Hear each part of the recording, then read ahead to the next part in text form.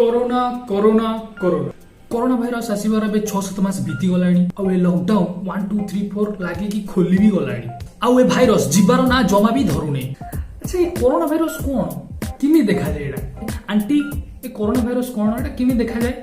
तो बड़ा है लाल आधा नीला गोला गोला क्या देखे तो बड़ा है वो ऐसे जाते हैं ऐसे धुआं के साथ में वो ऐसे घुस जाते हैं। अब दो लोग खड़े हैं और बात कर रहे हैं तुमने मुझसे नहीं करे हम दोनों ना पूछे।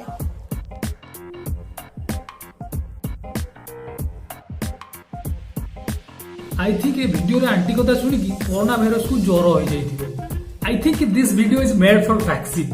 गांडो WHO को फोन लगा हमको वैक्सीन मिल गलानी। गत मार्च मासरे पॉजिटिव केस होची 500 किंतु आपण जते मास्क पिंधि की भी घर बाहर तुले तो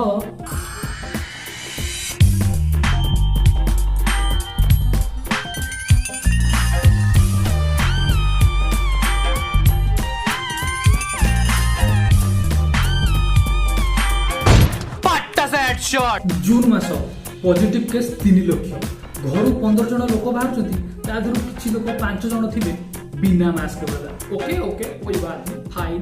एबे तो लागुच पूरा जीवन कोरोना भाइरस सहित बीतेक पड़ो।